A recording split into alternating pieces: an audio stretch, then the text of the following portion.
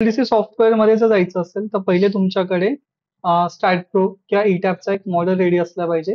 त्याच्यामध्ये सर्व properties apply केलेल्या आहेत. त्याच्यामध्ये लोड केस ऍड आहेत आणि त्याचं अनालिसिस झालेलं आहे. डन. सो आपल्याकडे एक मॉडेल आहे. त्या मॉडेलला आपण ओपन करूया पहिले. Let me show the model first. तर सगळ्यात पहिले आपण स्टार्ट प्रोला ओपन करणार.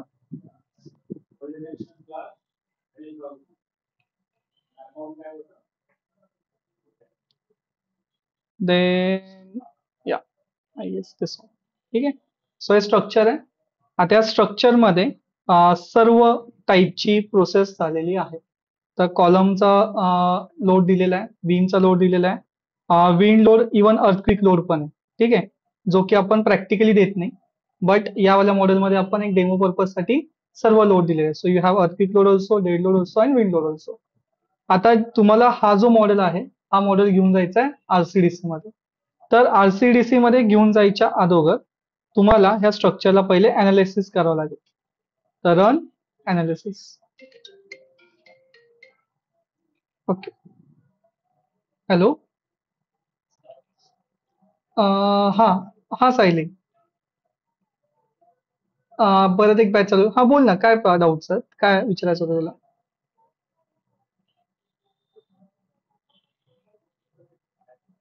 ओके. ओके. हा.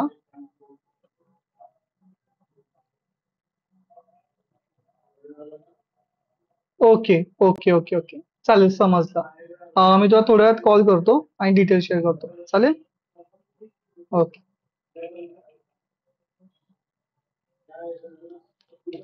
सो हे डन झालं.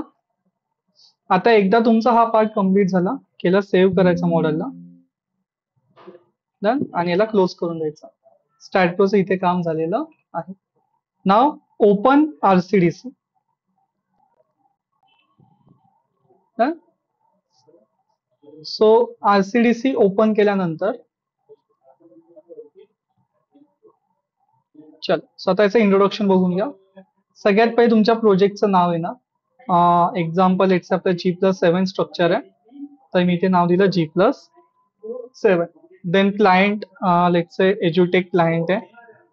Engineer Vishal. Done. And then तुमचा आयएस कोड, कोणत्या आयएस कोडला घेऊन तुम्हाला डिझाईन करायचं. डन. आता इथे तुम्ही सिलेक्ट करणार तुमची फाईल. सो आपली एक तर स्टार्ट प्रोची फाईल असेल किंवा ईटॅपची फाईल असेल. तर लेट्स से स्टार्ट प्रोची फाईल आपण घेतो.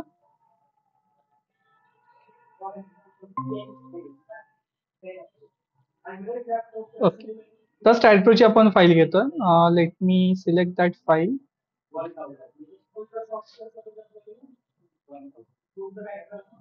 आय गेस मी रेविटच्या तनयची ड्रॉइंग. सो याला ओपन केलं. ही फाईल इथे लोड होईल. आता यामध्ये डिझाईन होताना एका वेळेस सगळं डिझाईन नाही होत. जसं आपलं स्टार्ट प्रो मध्ये कॉलम बीम एका वेळेस झालं होतं, इथे तुम्ही डिसाईड करता की तुम्ही नक्की डिझाईन काय करायचं. सो फुटिंग करायचंय, कॉलम आणि वॉल म्हणजे शेअर वॉल करायचंय, बीम करायचंय की स्लॅब करायचं. आता आज आपण फोकस करणार आहे फक्त कॉलम आणि वॉल मध्ये. आणि एकदा तुम्हाला कॉलम आणि वॉल समजलं की सेम प्रोसिजर आहे तुमची बीम आणि स्लॅब साठी.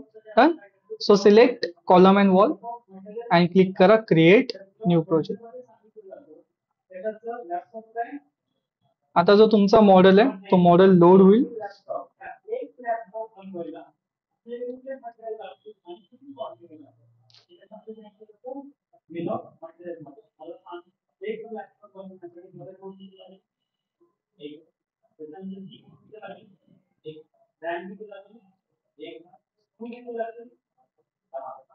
ओके. Very good. ठीक आहे. सो आता या सॉफ्टवेअरने केलं काय काय बघा. सगळ्यात पहिले तुम्हाला सेंटर लाईन तुमची जी आहे ती सेंटर लाईन दिली. सो आता यामध्ये झालं काय की तुम्हाला एक सेंटर लाईन भेटली. डन. हे तुमचे सर्व कॉलम आहेत. हा तुमचा C1 कॉलम आहे, C2 कॉलम आहे, C3, C4, C5. डन. आणि ह्या तुमच्या लेवल्स आहेत, म्हणजे तुमचा 1.2 मीटर पासून ते 25.2 मीटर पर्यंत टोटल तुमच्या कॉलमची हाईट. डन. आता हे आलं तुमचं कॉलम रेफरन्स. जर कॉलम साईज मध्ये घेतला तर स्टार्ट प्रो मध्ये तुम्ही जी मॉडेलिंग केली होती तिथे ज्या साइजेस आहेत त्या साइजेस त्यांनी इथे पिक केलेल्या आहेत. डन. यानंतर लेवल डेटामध्ये गेला तर लेवल वाईज इन्फॉर्मेशन दिलेली. सो ग्रेड ऑफ कॉन्क्रीट काय यूज झालंय, ग्रेड ऑफ स्टील काय यूज झालेलं आहे आणि कव्हर कितीचा प्रोव्हाइड केलेला. आता ग्रेड ऑफ कॉन्क्रीट 25 ठीक आहे, पण मला ग्रेड ऑफ स्टील जे आहे ते FE 500 हवं. सो आपण इथे सिलेक्ट केलं FE 500. डन. अँड कव्हर जो आहे तो आपण 40 mm चा देणार आहोत. सो कव्हर दिला आपण 40 mm. आता ह्या दोन्ही याला सिलेक्ट केलं आणि याला आपण केलं कॉपी. देन सिलेक्ट केलं आणि याच्यामध्ये केलं पेस्ट. डन. सो तुमच्याकडे कॉन्क्रीट आहे जे M20 ग्रेड आहे, स्टील FE 500 आहे आणि कव्हर जो आहे तो 40 mm. शिफ्ट फ्रॉम सेंटर दिलेला आहे, म्हणजे तुमच्या सेंटर पॉईंट पासून किंवा सेंटर लाईन पासून कॉलम जो आहे तो कुठे दुसरीकडे शिफ्ट आहे की नाही त्याचे डिटेल्स आहेत. तर सर्व कॉलम जे सध्या सेंटरला. डन. आता हे आलं तुमच्या स्ट्रक्चरचे डिटेल्स. नेक्स्ट पार्ट येणार तुमचा सेटिंग्स, आणि सेटिंग्स मध्ये आपण जाणार डिझाईन सेटिंग्स मध्ये. डन. सो डिझाईन सेटिंग्स मध्ये गेल्यानंतर तुम्हाला ऑप्शन आहे ductile design. So ductile design म्हणजे काय की तुमचा जो दोन असतं FE 500 आहे. FE 500 म्हणजे काय, 500 म्हणजे काय काय ती yield strength of steel. Yield strength of steel. Done. So ductile design म्हणजे काय की तुम्ही इल्ड स्ट्रेंथ नंतर तुम्हाला ग्राफ आठवतं स्ट्रेस वर्सेस स्ट्रेंथ. ठीक आहे, तर तुम्ही डक्टाईल स्ट्रेंथ पर्यंत त्याला डिझाईन करणार, मग स्टीलची पूर्ण कॅपॅसिटी तुम्ही यूज करताय. तर जर तुम्हाला ते करायचं असेल तुम्ही डक्टाईल डिझाईन ऑन करा. डन. आणि कन्सिडर BM शेअर, या दोघांना आपण ऑन ठेवलं. बाकी याच्यामध्ये आपण काहीही चेंज करणार नाही. देन आपण येणार सेटिंग्स मध्ये, आणि सेटिंग्स मध्ये येणार आपण रेनफोर्समेंट सेटिंग. आता जसं स्टॅटप्रो मध्ये आपल्या हातामध्ये नव्हतं की किती पर्सेंटेज ऑफ स्टील यूज करायचंय, कोणता बार कुठे यूज करायचा, तसं इथे तुमच्या हातामध्ये की तुम्हाला नक्की स्टील कसं यूज करायचं. Done. So minimum percentage of steel जे IS कोड आपल्याला सांगतात ते आहे 0.8 कॉलम साठी. मॅक्सिमम आपण 6% पर्यंत घेऊ शकतो, बट इकॉनॉमिकल पाहिजे तर आपण 3% घेणार. डन. आता जे काय डिझाईन मला भेटेल ते 3% मॅक्सिमम स्टील यूज करेल. 3%च्या वरती जात असेल तर मला ते फेल घेईल. क्लिअर आहे. यानंतर हे ऑप्शन आहे शेअर वॉल साठी. सो सध्या आपल्याकडे स्ट्रक्चर शेअर वॉल नाहीये, तर त्याच्यामुळे आपण यामध्ये काही चेंजेस करत नाही. देन आलो आपण इकडे स्पेसिंग मध्ये.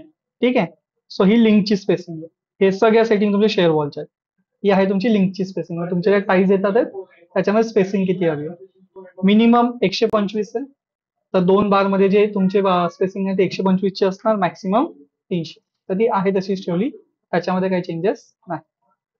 आता यानंतर येतं रिबार, म्हणजे तुम्हाला कोणता कोणता डाया यूज करायचा. 8 mm, 10 mm, 12 mm. ठीक आहे, सो मला 8 करायचा, 10 करायचा, 12, 16 आणि 20. मॅक्सिमम मी 25 पर्यंत जाणार आहे. लेटचं मला 25 पण नको, सो मी 25 ला अनचेक केलं, 32 ला अनचेक केलं, 40 ला अनचेक केलं. म्हणजे जेव्हा स्ट्रक्चर डिझाईन होईल तर त्याच्यामध्ये मॅक्सिमम तो 20 mm चा बार येईल, त्याच्यावरती तो बार येणार नाही. डन. आता येतं कॉलम रिबार, म्हणजे कॉलमचे जे मेन बार आहेत ते बार मध्ये मिनिमम साईज जो मला यूज करायचा तो आहे 12 mm. जो माझा मॅक्सिमम साईज यूज होणार आहे तो आहे 20. जे मेन बार असतात. मग तुम्ही वाढवू शकता ना. नाही, ऑटोमॅटिक नाही, तुम्ही जे डिसाईड करणार त्याप्रमाणे डिझाईन करून घ्या. डन. देन हे शेअर वॉलच्या सेटिंग्स आहेत. अगेन शेअर वॉल नाहीये तर त्याच्यामध्ये आपण काही चेंज नाही करत आहे. लिंक, आता जी तुमची स्टिरअप आहे, सॉरी टाईज येतात, तर टाईजचा बार किती आहे, डाया किती पाहिजे. सो एक तर 8 mm किंवा मोठं स्ट्रक्चर असेल तर 10 mm, पण जनरली 8 mm. तर आता हे झाल्यानंतर नेक्स्ट आहे तुमच्या कॉलमच्या लिंक्स कशा असल्या पाहिजे.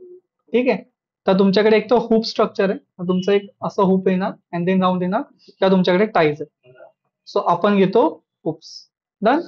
या ज्या सेटिंग्स आहेत त्या वॉलच्या, आणि ही आहे टाय स्टाईल, म्हणजे तुमचं टाय आहे तो ओपन ठेवायचा आहे की क्लोज ठेवायचा. सो आपण ठेवतो क्लोज. सो कॉलम मध्ये हुप्स आणि टाईज ज्या आहेत त्या. यानंतर main link with boundary limit. Done. So आपण यूज करतो मास्टर लिंक, म्हणजे एक असते मास्टर लिंक अँड देन बाकीच्या परत त्यामध्ये लिंक्स असतात. ठीक आहे, सो त्यासाठी आपण हे वाला ऑप्शन सिलेक्ट केला. देन आहे round of. So spacing round of म्हणजे जर 125 mm ला तुमचा बार तुमचं स्टील नाही पास झालं तर ते नेक्स्ट चेक करणार 150 mm ला. 150 ला नाही झालं तर ते चेक करणार 175. जर तुम्हाला 5-5 mm चं ठेवायचं त्याचा अर्थ तुमचा प्रत्येक 5-5 mm ला चेक चेक करेल की कुठे व्हॅल्यू जी आहे ती पास होतं. डन. पण 5 mm ठेवून उपयोग नाहीये कारण की तुमचा जो स्पेसिंग ऑन साइड असते ती ऍटलीस्ट 1 इंच तरी असायला पाहिजे तर तुम्हाला समजेल.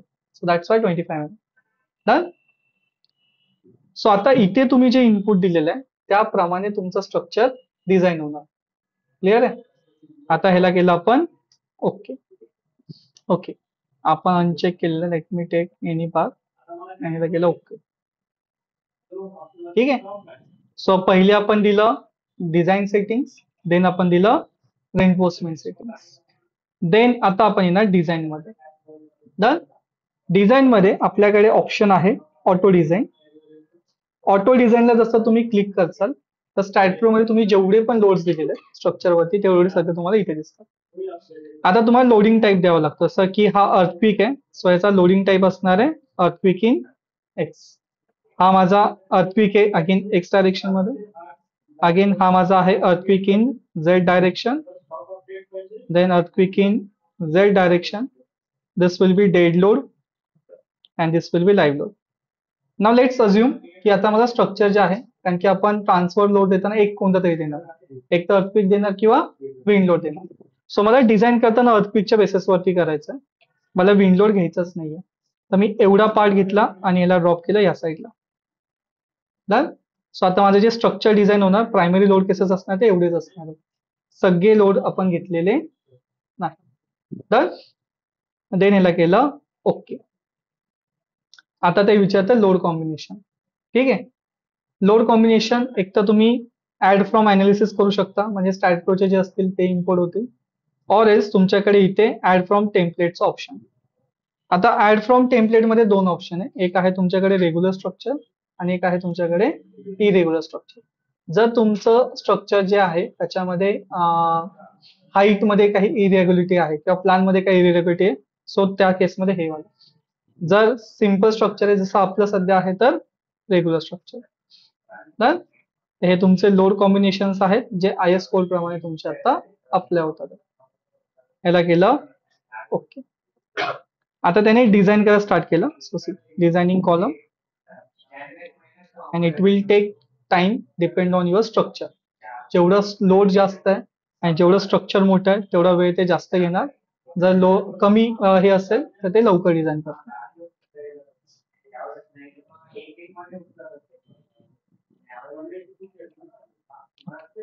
स्वतः लकीली आपल्या स्ट्रक्चर मध्ये कोणताही कॉलम फेल झालेला नाही. जर फेल झाला की तुम्हाला पॉपअप येतो की कोणता कॉलम फेल झालेला आहे आणि तो का फेल झालेला आहे. डन. आता इथे ग्रीन ग्रीन दिसतंय, याचा अर्थ सर्व कॉलम जे आहेत ते पास आहेत. डन. स्वतः पहिले एक कॉलमला रीड करूया. एका कॉलमला तुम्ही समजून घेतल्यामुळे तुम्हाला बाकीचे कॉलम समजतील. ठीक आहे. सो स्टार्टिंग करूया पहिल्या कॉलम पासून, विच इज युअर C1. आता बेस्ट पार्ट असा आहे की मला जसं मी इथे क्लिक करतो C1 कॉलमला तसं मला इनपुट मध्ये कळतंय की C1 कॉलम कुठे. डन.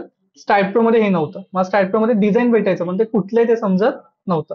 आता इथे मला समजतंय की नक्की डिझाईन कोणत्या कॉलमचं आहे. डन. देन सेकंड थिंग, आता यामध्ये तुमचं फ्लोअर वाईज डिझाईन झालेलं आहे. सो हा तुमचा C1 कॉलम आहे 0 to 1.2 metre. Then C1 column आहे 1.2 to तुमचा 4.2 मीटर. सो हाईट वाईज त्याने डिझाईन केलेलं आहे. हे सर्व C1 कॉलम आहे level wise, floor to floor. Right.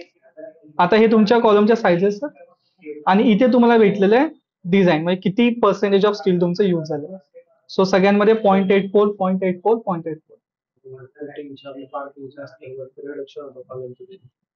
ते तुम्ही करू शकता. दाखवतो तो पण ऑप्शन आहे. ठीक आहे. सो सध्या 0.84% ऑफ स्टील तुमचं यूज होत आहे.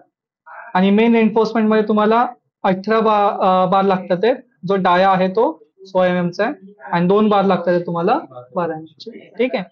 जे लिंक्स प्रोव्हाइड होतात त्याच्यामध्ये 175 mm स्पेसिंग आहे. आणि याला जर आपण नेला या साईडला, डक्टाईल जे आहे त्याची स्पेसिंग आहे 8 mm 100. सो जे सपोर्ट असेल ते 175 mm चं असणार आहे आणि मिडल जे आहे ते तुमचं 100 mm चं असणार आहे. राईट. आता सपोज हे तर सगळे पास झाले पण लेट्स से एखादं फेल झालं असेल तर फेल झालेलं पास कसं करायचं. ठीक आहे. आता यासाठी तुम्हाला समजून घ्यावं लागेल की स्ट्रक्चर जे आहे ते फेल होतं का. ठीक आहे.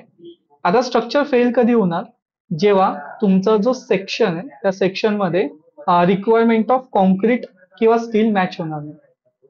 डन. ते एकच रिझन आहे की तुम्ही जो लोड देताय त्या लोड दिल्यानंतर तो कॉन्क्रीट तर तो लोड घेतोय, पण तो स्टील तो लोड कॅरी करत नाहीये, किंवा स्टील लोड घेतोय पण कॉन्क्रीट लोड कॅरी करत नाही. मग याच्यामध्ये एकच ऑप्शन आहे, एक तर तुम्ही कॉन्क्रीटचा एरिया वाढवा किंवा तुम्ही स्टीलची क्वालिटी वाढवा. डन. आता स्टील जे आहे ते आपलं FE500 आहे, चांगलं क्वालिटी आपण ऑलरेडी घेतलेलं आहे. सो नाव एकच आपल्याकडे ऑप्शन आहे की आपण कॉन्क्रीटचा एरिया वाढवू शकतो. एरिया वाढवू शकतो म्हणजे मला काय करायचं आहे, कॉलमच्या सायझेस वाढवायचे. डन. आता आपल्या केसमध्ये इथे कुठलं फेल नाही झालं, आपण फेल करूया. हम्म? हा ते पण चालेल ना. सो ते अगेन पर्सेंटेज ऑफ स्टील मध्ये आलं ना असं. सो स्टीलची बारची तू डाया वाढवतोय म्हणजे काय होतं, पर्सेंटेज ऑफ स्टील वाढवतो. कळलं. ओके. आता इथे लक्ष द्या, दिस पॉईंट. ठीक आहे. सध्या बाय डिफॉल्ट तुमचं सर्व काय 0.84. डन. सपोज मी एखादा कॉलम सिलेक्ट केला कोणताही, राईट क्लिक केलं, इथे तुमच्याकडे ऑप्शन आहे रिडिझाईन कॉलम. डन. हा तुम्हाला ऑप्शन जेव्हा तुमचा कॉलम फेल होतो तेव्हा पण येतो. सो रिडिझाईन कॉलम मध्ये आपण गेलो आणि लेट से जो कॉलम आहे त्याला मी लहान करतो. अजून करूया, मी सर्वात लहान कॉलम पासून चालू केलं. So 230 by let say 400चा column घेतला किंवा 450चा कॉलम घेतला. तर सो 230 बाय 450 चा माझा कॉलम असणार आहे आणि हा माझा सगळीकडे असणार. सो जसं मला मगाशी कोणी विचारलं की सर वरती गेल्यानंतर कमी कमी होत जातं, सो तुम्ही इथे ते सायझेस कमी करू शकता. कळलं. एक तर मॉडेल करताना तसं करा किंवा इथे आल्यावरती ते सायझेस कमी करा मॅन्युअली. डन. चला कॉपी केलं आपण आणि यामध्ये पेस्ट करूया. डन. सो आता 230 बाय 450च्या सेक्शनला घेऊन आपण या स्ट्रक्चरला डिझाईन करणार आहोत. लेट सी पास होत आहे का आणि याच्यामध्ये काय चेंजेस होतात. डन. रिडिझाईन म्हणलं, सगळे फेल झाले. रेड मध्ये आले म्हणजे सगळे फेल झाले आणि तुम्हाला हे बाकीचं काहीच नाही भेटलं. कळलं. सो जेव्हा तुमचं फेल होणार तेव्हा तुम्हाला सगळे असे रेड मध्ये दिसतात. डन. आता आपण याला पास करूया. सो लेट सी की मी 230च्या ऐवजी let's unlock and change. Instead of 230 मी घेतलं 300. सो कॉपी अगेन अँड याला पेस्ट केलं इकडे. अँड अगेन केलं रिडिझाईन. आता खाली लोड जास्त आहे तर त्याच्यामध्ये फेल होतात पण वरचा तुमचे 2 कॉलम पास होतात. शेवटचा बघावं लागेल, स्ट्रक्चर मध्ये मॉडेलिंग मध्ये काय लोड वेगळा अजून दिला असेल वरती तर त्याच्यामुळे मे बी होत असेल किंवा मग तिथे टिल्ट जास्त येत असेल. ठीक आहे, ड्रिफ्ट जास्त होत असेल. Let's change again. अनलॉक करूया. इथे मी घेतो 600. Done. So copy and again paste. याला केलं अगेन रिडिझाईन. सो आता तुमचे सर्व पास होतात, फक्त स्टार्टिंगचे 2 फेल होतात. डन. सो मी काय केलं, इकडे अगेन अनलॉक केलं आणि अनलॉक केल्यानंतर ओके. हा इथे बघा चेंज काय होतं, जिथे तुम्हाला पर्सेंटेज ऑफ स्टील मग अशी 0.84 लागत होतं, आता पर्सेंटेज ऑफ स्टील तुमचं वाढलं. आणि एक लक्षात घ्या, हे 3% वरती चाललं म्हणजे मी इकॉनॉमिकल स्ट्रक्चर डिझाईन करायचा प्रयत्न करतोय. जर मी याला 4% किंवा 5% ठेवलं तर कदाचित ते ह्याला पण पास होऊन जाईल. कळलं. सो अनलॉक करूया आणि let's take 450 and copy it and paste it. Redesign again. Okay, there you go. So आता हे सगळे पास झाले, फक्त इथे चेंज काय आलं, पर्सेंटेज ऑफ स्टील. राईट. पण आता हे तुम्हाला माहित नाही ना, आता आपण हे 1 बाय 1 बघितलं त्याच्यामुळे तुम्हाला कळलं की ओके आता 450 बाय 650 600 पास होतो. पहिला जो सेक्शन होता तो किती होता, 600 बाय 765. आता मी त्याला 450 बाय 600 मध्ये आणलं म्हणजे कॉन्क्रीटचा एरिया कमी केला, बरोबर, आणि स्टीलचा एरिया जो आहे तो माझा वाढला. सो बघा, मगाशी मला 0.84 लागत होतं, आता मला लागतंय 0.9. डन. बट स्टील इकॉनॉमिकल आहे बिकॉज जे मॅक्सिमम आहे ते 3% पण आपण घेऊ शकतो. आपलं स्ट्रक्चर जे आहे ते 0.98 मध्ये पास होतं. क्लिअर आहे. चलो, आता मेन इंटरेस्टिंग पार्ट दाखवतो याचा. सो ऑन साइट तुम्हाला जे बार बेंडिंग शेड्यूल भेटतं किंवा जे तुम्हाला सेक्शन्स आणि इलिव्हेशन्स भेटतात एक्झिक्युशनसाठी, ते तुम्ही या सॉफ्टवेअर मधून बनवता. बघा, सो पहिले बीबीएस रिपोर्ट दाखवतो, बार बेंडिंग शेड्यूल. ठीक आहे. सो बीबीएस मध्ये येणार आणि बीबीएस मध्ये आपण म्हणणार जनरेट बीबीएस. ठीक आहे. आता तुम्हाला कोणत्या कॉलमचा बीबीएस हवा आहे? सो लेट से मला C1, C2, C3 आणि C4. तर सिलेक्ट तर सगळे करू शकतो, पण डेटा जास्त येईल. आता maximum length of bar which is 12 metre. Done. Start rebar from 1 number. रिबारचा लेंथचा जो राऊंड अप आहे तो 5-5 mm ला आपण ठेवणार. डन. जे इन्फॉर्मेशन आहे FE25 आणि FE500 आणि डेव्हलपमेंट इन LD फॅक्टर जो तो 49 चा घेतलेला. ठीक है, ये एज इट इज, कुछ ही चेंज नहीं करना है. अगर डिटेल ड्राइंग सेटिंग्स में भी जाते हो तो यहाँ पे ऑप्शंस दिए हैं कि लैपिंग रेंज प्रोवाइड करना है क्या प्लीन रिंग के नीचे. सो यहाँ पे ऑप्शन है, आप एक बार गो थ्रू कर सकते हो और उस हिसाब से आप उसको चेंज कर सकते हो. अभी के लिए जो भी है वो स्टैंडर्ड है, चेंज करने की जरूरत नहीं. नाउ दो ऑप्शन है, एक तो आप इसको एक्सपोर्ट कर सकते हो. जर तुम्ही एक्सपोर्ट केलं तर हे ऑटोकॅडच्या फाईलमध्ये डायरेक्टली एक्सपोर्ट होतं. डन. आणि जर तुम्ही टू स्क्रीन केलं तर तुम्हाला ते डायरेक्टली स्क्रीनवरती दिसतं. डन. सो मी सध्या टू स्क्रीन करतो आणि याला बोललो आपण बीबीएस जनरेट होतं त्या साईडला.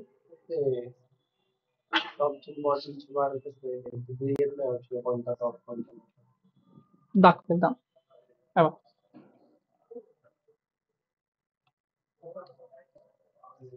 ठीक आहे. सो आता हे तुझं पहिलं सेक्शन आहे. आता तुला लेवल वाईज दिला, म्हणजे पहिला जो कॉलम तुझा डिझाईन होणार, हा हा कॉलम आहे, अख्खा कॉलम. ठीक आहे.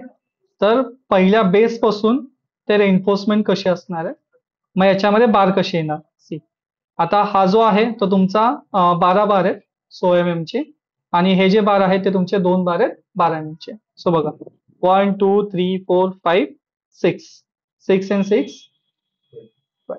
हे आले तुमचे 12 बार. ठीक आहे. आणि 2 बार तुम्हाला दिलेले आहेत 100 mm चे. So this is your B1 B2. So ह्याला नेमिंग केलेली. ठीक आहे. B1 B2 B3 B1 B2 B3. Done. आणि हे तुम्हाला लॅपिंग वगैरे सगळी इन्फॉर्मेशन दिली. जर इथं तुम्ही बघितलं तर तुमचे मास्टर लिंक कशी येते, इंटरनल लिंक्स कशा येतात त्या दिलेल्या.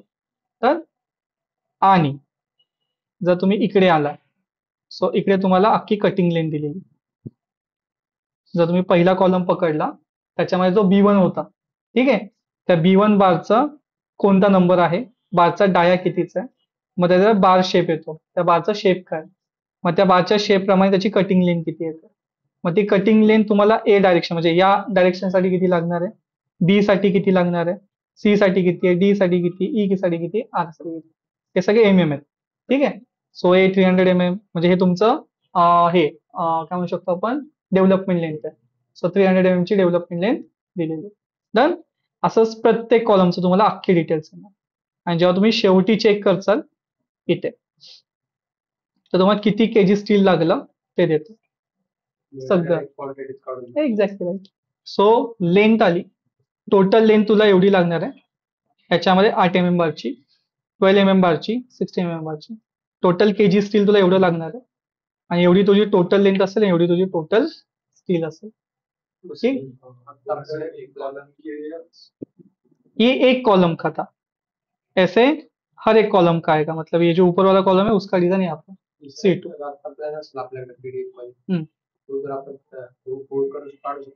नाही नाही नाही, PDF मधलं नाही, हे तुम्हाला स्टार्ट प्रो मधूनच येणार. कळलं का. कुठल्या या एक्सपोर्ट करू शकतो ना तू. सो जेव्हा तू इथं सेव्ह करशील ना, हे बघ, नाही रिव्हर्स कॅल्क्युलेशन नाही. ठीक आहे. इथून बाहेर जाईल बाहेरून आतमध्ये येणार नाही, ऐसा कैसे चलेगा. ठीक आहे. ओके, क्लिअर इथपर्यंत. अजून एक इंटरेस्टिंग पार्ट दाखवतो. सो तुमच्याकडे रिपोर्टमध्ये एक ऑप्शन आहे डिटेल ड्रॉइंग आणि एक आहे इलिव्हेशन. ठीक आहे. सो जर तुम्ही डिटेल ड्रॉइंगला क्लिक केलं आणि लेट्स से मी फक्त 2 कॉलमचं दाखवतो तुम्हाला. ओके, ते सगळा टेबल आला अख्खा. ठीक आहे. RCC अख्खा. मग कॉलम नेम C1 C2 त्याची साईज, त्याचं रेन्फोर्समेंट, त्याची बार, त्याचं लिंक. ठीक आहे, हे अख्खं तुम्हाला भेटेल. पण सही वाला ये टाइज आहे. ठीक आहे, सो ही मास्टर टाइज आहे. हे बघ इथली, ही इथली, ही टाइज. डन. देन ही जी आहे त्या ह्या टाइज आहेत. डन. आणि मिडलला होल्ड करायला ही वाली टाइज. सो हे वरती दिलेलं ही रिंग कशा येणार. एक्झॅक्टली, कळलं. डन. आणि अजून एखादं तुम्हाला बघायचं असेल सो रिपोर्ट मध्ये जावा. इलिव्हेशन आहे. इलिव्हेशन मध्ये तुम्ही जर इलिव्हेशन चेक केलं, ते सगळ्यांचं दाखवायला ना वेळ जास्त घेईल. ठीक आहे, सो इलिव्हेशन आहे म्हणजे एका कॉलमचं प्रत्येक इलिव्हेशन आपल्याला अनालाइज करण्यासाठी. डन. आता अजून एक बेस्ट पार्ट दाखवतो आरसीडीसी. सो तुम्ही जे काही कॅल्क्युलेशन करत आहात ते नक्की मॅन्युअली बॅकग्राऊंडला कसं होतं, काय कॅल्क्युलेशन येत आहे ते बघण्यासाठी तुमच्याकडे रिपोर्ट आहे. रिपोर्टमध्ये या. रिपोर्टमध्ये तुमच्याकडे आहे डिझाईन समरी आणि डिझाईन कॅल्क्युलेशन. जर डिझाईन कॅल्क्युलेशन मध्ये आपण गेलो तर C1 कॉलम जेवढे पण डिझाईन झालेले आहेत किंवा C2 कॉलम जेवढे डिझाईन झालेले ते कसे डिझाईन झाले याची अख्खी डिटेल भेटते. सो डिझाईन कॅल्क्युलेशन मध्ये आपण गेलो, ओपन होऊन द्या त्याला. कर सकते हो ना, लेकिन कॉलम का अलग से होगा, बीम का अलग से होगा, स्लैब का अलग से होगा, लेकिन सभी के सभी कॉलम एक साथ डिजाइन होगा.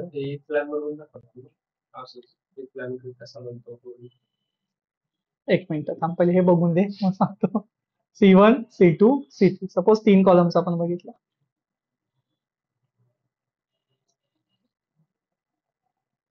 Generating design calculations and derivative.